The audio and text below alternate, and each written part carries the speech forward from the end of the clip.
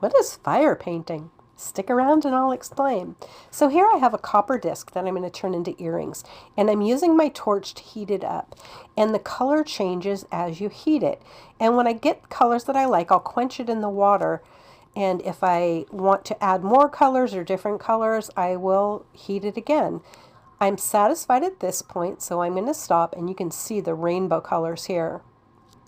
Now the back always ends up black like this, so I'm using my sanding bits and discs on my bit, and I am going to sand all of the black off, and I'm slowly going to work in finer and finer grits as I go along until I end up with almost a mirror-like polish.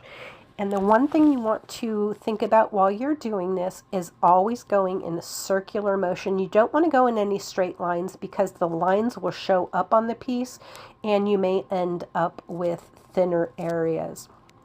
So as you see all the colors changing on my sanding discs, that's when I'm going into a finer and finer grit.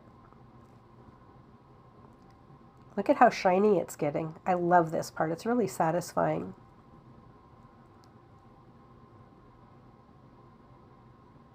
So now I'm going to punch my hole before I finish sanding, just in case there are any rough bits that kind of poke out after I punch it. And here I am on my finest grit, and look at how shiny and beautiful that is now. Again, that's the back, but I want the whole piece to look good.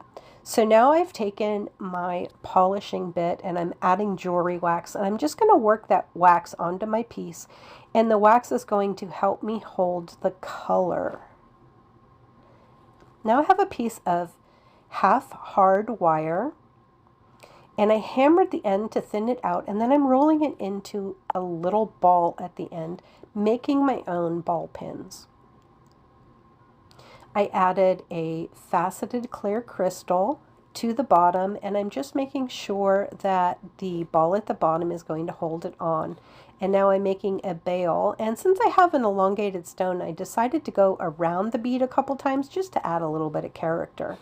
So now I'm going to use my tools and just make sure that everything is where I want it, nice and tight and neat. Don't skip this step. Now the next one I'm making, I'm going to put on a faceted pink tiger's eye because I couldn't decide which one I wanted to use. There is some pink in the copper, so I'm going to see which one I like better.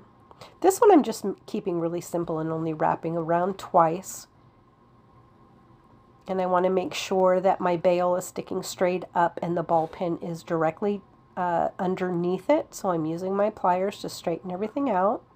And here are my two pieces. What do you think I should use? The pink or the clear? Okay, now I'm going to make my own jump ring. So I'm using half hard wire on number 2 of my 6-step bail making pliers. And I'm going to use my flesh cutters to cut them apart, but you will always have one jagged side and one flush side. So I'm going to use the flush side on each jump ring as I cut them off to make sure that both sides are flush, and then they will close nice and tight. So here I am just making sure everything stays nice and round and both sides are flush. I'm taking more of my half hard and I'm going to make some earring posts. So I'm filing the ends with my metal file to make sure that everything is nice and smooth and no one's ears are going to get hurt. I'm making little bails at the bottom, but I don't want a P or a 9, so I'm using my round nose to make sure the bail is right at the center so it looks more like a balloon.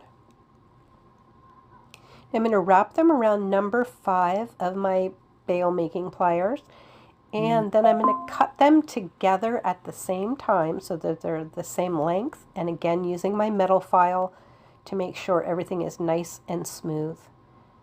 I'm making the bends in the back of my wires here, making sure that they're both exactly the same, and then I'm going to attach the earrings onto the post.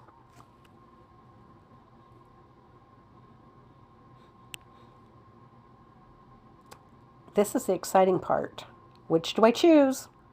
I chose the faceted crystal